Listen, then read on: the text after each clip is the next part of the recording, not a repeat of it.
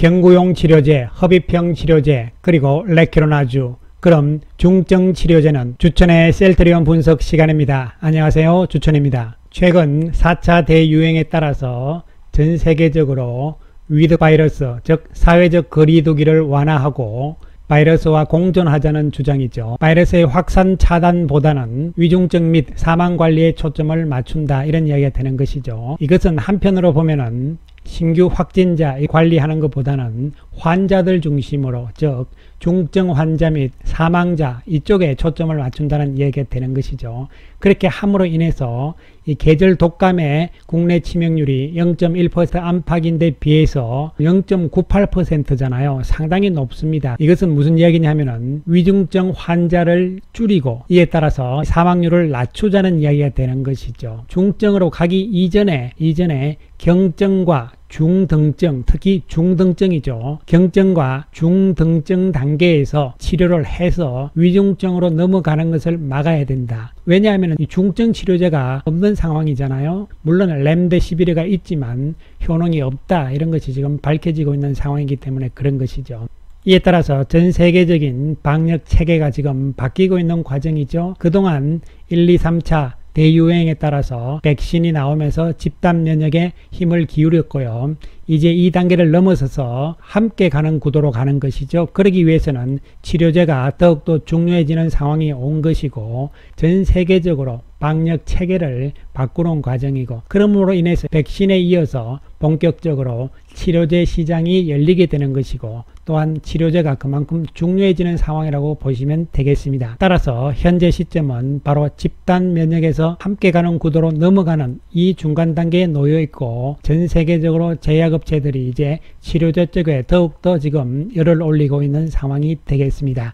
이에 따라서 현재 치료제 개념으로 봤을 때는 주사형 치료제가 나와 있는 상태고요. 그 다음에 개발 중인 것이 경구용 그리고 허비평이 되는 것이죠. 경구용은 머크사, 화이자, 로슈 등 전 세계적인 기업들, 또 허비평도 마찬가지예요. 여기서 제가 국내 기업들만 이야기를 해놨지만요, 뿐만이 아니고 전 세계 기업들이 허비평 치료제 또한 개발에 나서고 있는 상황입니다. 자, 그럼 경구용 치료제 개발 현황을 한번 살펴보게 되면은 현재 머크사죠, 그리고 로슈, 화이자, 또 일본의 시오노키, 이런 제약회사들이 경구용을 개발을 하고 있는 상황입니다. 특히 머크사와 로슈가 앞서가고 있는 상황인데요, 한번 상세히 따져보기로 하겠습니다. 머크사가 개발 중인 경구용 치료제의 투여 방법을 보면은 하루에 2번이죠. 그리고 가격이 5일 기준으로 80만원입니다. 그럼 5일 기준이면 하루에 2번 먹으니까 10번을 먹는 것이죠. 그러면은 한 알 가격이 8만원이 되는 것이죠. 그래서 현재 미국 정부와 대량 공급 계약을 체결을 했고, 우리나라 정부도 마찬가지죠. 이런 상황이 되어 있는 것이고요. 그 외에 경구용 치료제들은 하루 2회, 하루 2회, 하루 1회 이렇게 되어 있고, 가격은 아직 미정이지만 이 가격 자체는 결국은 머크사의 가격과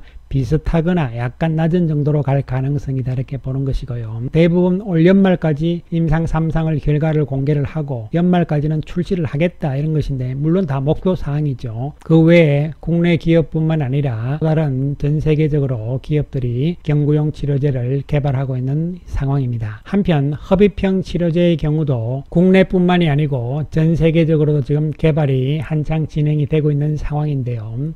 평 쪽에서는, 국내 쪽에서는 이와 같이 지금 대표적으로 세계 기업들이 지금 개발을 하고 있는 상황인데요. 자, 그럼 여기서 우리가 궁금한 것은 이와 같은 치료제들이 과연 누가 게임 체인저가 될 것인가, 뭐 이런 부분들인데요. 그건 아무도 모르는 것이죠. 아무도 알 수가 없는 부분들이고, 게임 체인저라는 개념 자체가 어떻게 보면은 아직까지는 좀 요원한 이야기다, 이렇게도 볼 수가 있는 것이죠. 왜 그러냐 하면은 아직까지 주사형도 마찬가지지만 경구용이라든가 허비평의 경우는 개발 중인 단계에 있잖아요. 그러면 이 차이점이 무엇인가 알아보는 것이 중요한 것이죠. 왜냐하면 게임 체인저가 되기 위해서는 첫 번째로 제일 중요한 것은 바로 치료제니까 치료 효과가 되는 것이죠. 즉 효능이 얼만큼 좋은 것인가, 이런 부분이 가장 중요한 부분이 되는 것인데요. 그리고 여기서 잠깐 말씀을 드리고 싶은 것은요, 제가 의학이라든가 약학 쪽에 전공을 하지 않았기 때문에 일반적인 상식적인 수준, 그리고 제가 알고 있는 수준으로만 말씀을 드린다는 부분을 감안을 하셔야 될 것으로 보이고요. 만약에 여러분들 중에서 특히 약학 쪽에 즉 약사이신 분들은 제가 모르는 부분들이 있으니까요, 저한테 알려주시기 바라겠습니다. 댓글이라든가 또 제 메일로 알려주시면 고맙게 생각을 하겠습니다. 따라서 경구용과 흡입형, 주사형에 대한 비교 말씀은요, 제가 아는 바로 상식적인 수준에서 말씀드린다는 것을 다시 한번 강조를 드리겠습니다. 자, 효능 측면에서는 주사형이 효능이 가장 좋다 이렇게 알려져 있습니다. 경구용은 상대적으로 이 약을 먹는 거잖아요. 약이기 때문에 위장으로 먼저 간단 말이죠. 거기서 이 약성분들이 퍼져나가잖아요. 따라서 상대적으로 주사형에 비해서 약의 효능은 떨어진다 이렇게 볼 수 있는 것이고, 또한 부작용이 나올 수가 있습니다. 위장에서 이 성분들이 다른 쪽으로 가잖아요. 이러면서 부작용들이 나타날 가능성이 있는 것이죠. 그리고 흡입형은 천식이라든가 호흡기 쪽에 흡입형 치료제들은 나와 있는 상황입니다. 이번에 이 바이러스가 폐 쪽이잖아요. 이 약물이 흡입을 하게 되면 바로 폐 쪽으로 가기 때문에 효능이 경구용보다는 좋을 것으로 예상이 되는 것이죠. 두 번째로 봐야 되는 것은 가격 측면이 되는 것이죠. 가격 측면에서는 일반적으로 경구용이 가장 저렴하다 이렇게 볼 수 있는 것이죠. 그냥 알약이니까요. 그런데 머크사의 최근 경우를 봤을 때는 한 알에 8만 원이다. 상당히 비싼 것이죠. 그리고 5일 정도 먹어야 된다니까 결론적으로 80만 원이 들어간다는 이야기잖아요. 주사형과 가격 차이가 별로 없다는 것이죠. 그러면 효능 측면에서는 물론 알 수는 없는 것이죠. 머크사에서 개발한 경구용 치료제가 주사형만큼의 강력한 효능이 있다면 뭐 할 얘기가 없는 것이지만, 만약에 그렇지 않다면 가격이 비슷한 상황이라면 효능 측면에서는 결국은 따져봐야 되는 것이죠. 그 다음에 이 흡입형은 가격이 일반적인 케이스로 봤을 때는 주사형과 경구용의 중간 정도의 가격 수준이다 이렇게 볼 수가 있는 것이죠. 그래서 지금 현재 나와 있는 일반적인 케이스를 봤을 때는 효능 측면에서는 주사형, 그리고 가격도 가장 비싸다. 그 다음에 가격이 가장 저렴하면서 부작용과 약효가 조금 떨어진다, 이런 부분들이 경구용, 그 중간 단계가 흡입형이다 이렇게 보시면 되는데요, 일반적으로요. 그러나 이 바이러스에 대한 치료 효과는 아직은 지금 확실하게 모르는 것이죠. 그렇기 때문에 어떻게 될 것인가, 일반적인 상황으로는 이러한 이야기들이 많이 나오는 것이죠.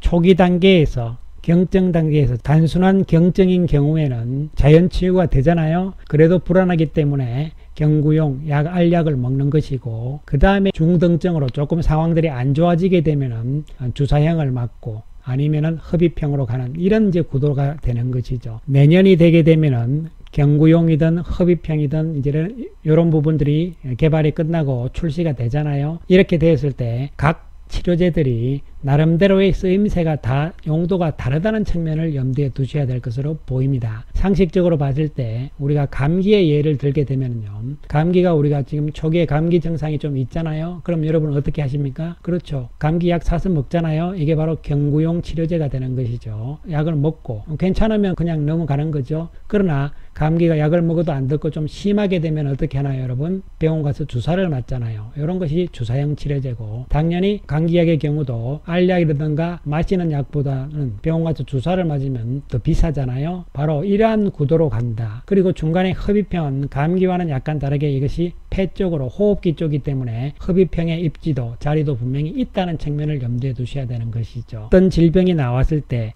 한 가지 형태의 치료제만 존재하는 것이 아니잖아요. 치료제도 각 형태별로 따라 가지고 각각의 쓰임새가 다 다르다는 측면을 염두에 두실 필요성이 있다는 것이죠. 따라서 셀트리온 입장에서는 이 시장에서 이미 발을 들여놓은 상태잖아요. 이런 상황에서 또 전 세계적인 흐름이 이렇게 가고 있는 상황이기 때문에 이 치료제 시장에서 입지를 반드시 자리를 차지를 해야 되는 것이죠. 그렇지 않으면 낙오가 될 수가 있잖아요. 이에 따라서 효능 측면에서는 경구용보다는 나을 수 있는, 좋을 수 있는 흡입형 쪽으로 셀트리온은 뛰어들었다, 이렇게 생각을 하시면 될 것으로 보입니다. 특히 셀트리온은 이날론이죠. 이날론 바이오파마의 홈페이지에 나와 있는 셀트리온과 관련된 이야기를 제가 원문을 지금 여러분께 보여드리고 있는데요. 이 내용을 보면요, 2021년 7월 22일 날 올라온 이야기입니다. 셀트리온은 7월 16일 보도자료를 냈고요. 여기서 중요한 부분들만 살펴보기로 하겠습니다. 이날로는 환자를 치료하기 위해 자가용 분무 형태의 레그담비맙 개발을 위해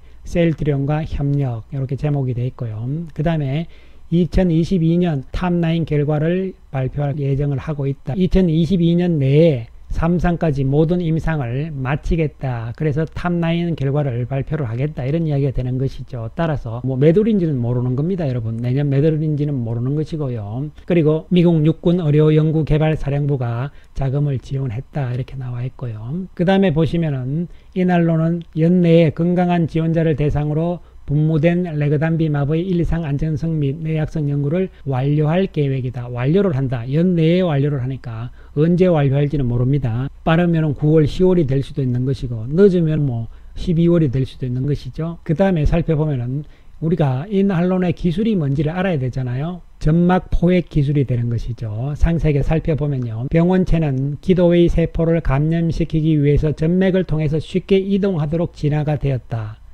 이날론의 획기적인 발견은 흡입 항체가 점액에서 병원체를 가두는 것을 가능하게 한다. 이 갇힌 병원체는 세포를 퍼뜨리거나 감염시킬 수 없으며 몇 분 안에 점액 제거에 의해서 빠르게 제거된다. 소화관으로 휩쓸려 위산에 의해서 죽음으로 더 이상 손상을 입히지 않는다. 이렇게 되어 있는 것이죠. 그러니까 이제 흡입을 하게 되면은 바이러스 병원체들이 갇혀가지고 다 결국은 시간이 지나면 죽는데 몇 분 안에 다 죽는다는 이야기가 되는 것이죠. 그래서 더 이상의 손상이 없다. 이렇게 되는 것입니다. 점막 포획 기술은 독점 라이센스를 가지고 있다. 이런 이야기가 되는 것이고요. 그 다음에 이날론이라는 회사는요. 다양한 급성 호흡기 감염을 치료하기 위한 흡입 항체 플랫폼을 개발하는 임상 단계의 면역요법 회사이다. 이렇게 되어 있고 이날론의 지적재산권에는 에어로졸화된 점막 포획 항체의 구성 및 사용에 대해서 승인이 된 미국과 유럽 쪽에 특허를 가지고 있다. 이렇게 이야기 되는 것이죠. 이날론의 점막 포획 기술 이것을 이용을 해서 레키로나주를 에어로졸화하는 것이죠. 직접적으로 폐에 들어가는 흡입 치료제를 현재 개발을 하고 있다. 이런 이야기가 되는 것이고요. 따라서 셀트리온 측에 따르면 8월 달부터 임상 1상이 지금 시작이 됐잖아요. 그래서 이날론 쪽에서는 연내에 일단은 1상을 끝내겠다. 이런 이야기고 1상은 어쨌든 연내에 끝나겠죠. 그러나 셀트리온 입장에서는 조금 더 서둘러서 가자. 이렇게 돼서 연내에 2상까지도 진행을 하겠다. 이렇게 이야기를 하고 있는 상황이죠. 더 빨라질 수도 있는 것이죠. 왜냐하면 이미 약물 즉 레키로나가 있잖아요. 이 레키로나를 에어로졸화 시키면 된다. 이런 측면이기 때문에 다른 흡입형 치료제를 개발하는 회사들은 거기에 들어갈 약물부터 만들어야 되잖아요. 예, 그래서 이 약물이 제대로 효능이 있느냐 이런 부분인데 이미 레키로나주는 1상, 2상, 3상을 통해서 효능이 다 있는 약물이잖아요. 이것을 에어로졸화 시키는 것이기 때문에 다른 경쟁 쪽보다는 흡입형이 조금 더 빨라질 가능성이 있다고 볼 수가 있는 것이죠. 이에 따라서 셀트리온의 패키지 시스템 진단 키트잖아요. 이미 나와 있는 상황이고 그 다음에 경증과 중등증의 레키로나주가 나와 있는 상황이죠. 그 다음에 흡입형을 개발을 하고 있는 상황입니다. 이 흡입형이 먹는 경구용과 공존이 될 가능성이 있다. 이런 측면이고 결국은 효능의 싸움일 것이라는 측면으로 접근이 되는 것이고요. 진단, 경증, 중등증 치료 그리고 흡입형까지 흡입형도 사실은 경증 특히 중등증이다. 이렇게 보시면 되는 것이죠. 이제 종합적인 패키지 시스템에서 필요한 것은 치료제 쪽에서는 중증 치료제잖아요. 위중증 치료제가 되는데요. 최근에 WHO 후보로서 세계 약물을 검사를 하겠다. 이런 이야기가 나왔잖아요. 핵심 내용들을 살펴보게 되면은 말라리아 치료제인 알테스네이트, 특정 유형의 암을 치료하는 데 사용되는 이메티닙 그리고 면역체계 질병 치료에 사용되는 인플릭시맵이잖아요. 요 세 가지가 선정이 되었습니다. 그리고 WHO가 이것을 하는 이유는 뭐냐면은 입원 중인 환자의 사망 위험을 감소시킬 가능성 이것을 인정받았다. 따라서 선정을 했다는 이야기잖아요. 그 이야기는 사망으로 가는 이쪽을 막겠다는 이야기죠. 치료에 신경을 더 WHO에서는 써야 된다는 이야기를 하는 것이죠. 이 해당 검사는 52개국의 600여 개 병원에서 연구자 수천 명이 참여한다. 시간은 좀 걸리겠죠. 만약에 효능이 있다. 3개 다가 되든 3개 중에서 몇 개가 되든 간에 효능이 있다 이렇게 나오게 되면은 그때부터는 이제 개발이 되는 것이고 이것은 바로 중증 치료제로 가는 것이죠. WHO에서 발표를 했잖아요. 렘데시비르, 하이드록시클로로리켄 등 4개의 약품을 평가를 했지만 입원 환자에게 별다른 효과가 없는 것으로 나타났다. 따라서 이 중증 치료제 부분들이 이제 앞으로 그 다음 치료제의 개념이다 이렇게 보시면 되는 것이고, 이것은 지금 기존에 있는 약물 가지고 하자 이런 이야기잖아요. 인플릭시맙이 들어가 있잖아요. 바로 램시마의 성분이 되는 것이죠. 지난 2020년 6월 23일입니다. 셀트리온 헬스케어의 보도자료를 살펴보게 되면요, 이탈리아 국립병원에서 감염으로 인해서 폐렴이 발생한 위궤양성 대장염 환자에게 램시마를 처방을 했는데 일주일 만에 음성 확인됐다. 그래서 퇴원했다 이런 이야기입니다. 뭐냐면은 기존의 궤양성 대장염 환자, 이것은 바로 램시마를 먹는 환자가 되는 것이죠. 이 사람이 감염이 돼 가지고 폐렴이 발생을 했습니다. 이 사람한테 램시마를 처방을 했더니만 나았다는 이야기가 되는 것이죠. 그래서 세계 첫 사례가 되면서 학술지에도 게재가 되었다. 이에 따라서 셀트리온 헬스케어는 램시마의 치료 효과 확인을 위해서 영국 임상도 진행 중이다 이렇게 이야기를 했습니다. 이것이 2020년 6월 23일이었죠. 그 이후 지난 11월 달이죠. 2020년 11월 1일 날 란셋이라는 학술지인데요, 저명한 세계적인 의학 학술지에 발표가 된 내용이 있습니다. 무슨 말이냐면은 치료제의 효능이 충분히 입증이 된 항 TNF 치료요법이 우선적으로 실험을 받아야 할 필요성을 제한한다 이 이야기죠. 이미 작년 11월 달에 학술지에 실린 내용인데요, 인플릭시맵이 효능이 있기 때문에 이 부분들을 먼저 검사하자 이런 이야기입니다. 지금 WHO가 시작을 한다고 이야기를 했잖아요. 바로 그 부분인데요, 이미 작년 11월 1일 날 하자고 하는 논문이 나왔다는 이야기가 되는 것이죠. 여러분, 항 TNF 치료요법이 뭐냐면 바로 인플릭시맵이 되는 것이죠. 마크 펠드만 면역학 교수죠. 이 사람이 인플릭시맵을 투여할 경우에 염증 반응이 감소했다. 이 항 TNF 요법이 환자들에게 치명적인 염증 반응인 사이토카인 반응을 줄이고, 특히 이 부분이 중요하죠, 중환자들의 인공호흡기 사용을 줄이고 사망률 개선에 도움을 줄 것으로 생각을 했던 것이죠. 그래서 임상에 들어갔습니다. 환자 77명이죠. 투여를 하지 않은 환자들은 48%가 인공호흡기 치료를 받았고 12%가 사망을 했습니다. 그러나 인플릭시맵을 맞은 항 TNF 요법을 받은 환자는 인공호흡기 지원이 필요하지 않았고 사망자도 나오지 않았다. 이런 이제 결과가 나온 것이죠. 인플릭시맵이 입증이 된 것입니다.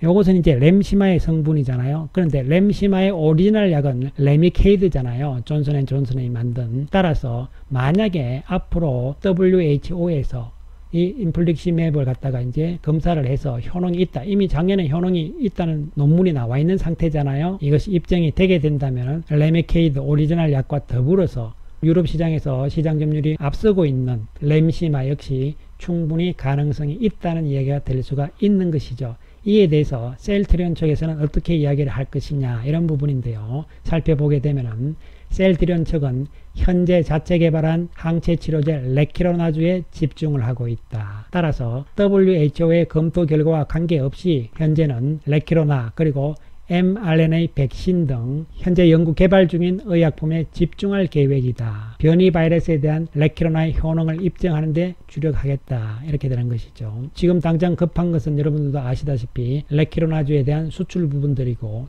그러나 때가 되게 되면, 즉 WHO에서의 검사가 끝나게 되면은 램시마가 중증 치료제로도 갈 수 있다는 측면은 앞으로 놓여 있는 장기적인 플랜이 될 수도 있는 것이죠. 만약에 그렇게 된다면 현재의 진단키트, 경증, 중등증, 흡입형 치료제 쪽에서는 이 부분들이 중증은 아니라는 것이죠. 따라서 이 과정들이 이어지고 나서 그 다음 과정들이 결론적으로 말씀을 드리면은 바로 백신이 되는 것이죠. 그리고 중증 치료제 바로 램시마가 되는 것입니다. 이렇게 된다면 포트폴리오가, 즉 패키지가 완성이 될 수 있는 것이죠. 물론 이러한 이야기들은 중장기적인 이야기가 되겠습니다. 여러분, 지금 당장은 레키로나주의 수출 그리고 흡입형에 초점을 맞추는 것이 중요하다. 따라서 장기적인 측면을 좀 염두에 두시고요. 그 다음에 합병에 대한 질문들이 많으신데요. 합병과 관련된 내용들에 대해서는 조만간 특집 성격으로 해서 따로 영상을 올려드릴 예정에 있습니다. 어쨌든 간에 셀트리온이 계획하고 있는 종합적인 패키지 시스템, 이것은 진행형이다 이렇게 보는 관점이고요. 단기적인 측면에서 레키로나주의 수출에 대해서 시간을 두고 조금 더 기다리는 자세가 필요하다는 말씀을 다시 한번 강조 말씀을 드리고, 셀트리온은 가능하면은 여러분도 다 아시잖아요. 장기 투자 종목이라는 성격도 염두에 두시기 바라겠습니다. 감사합니다.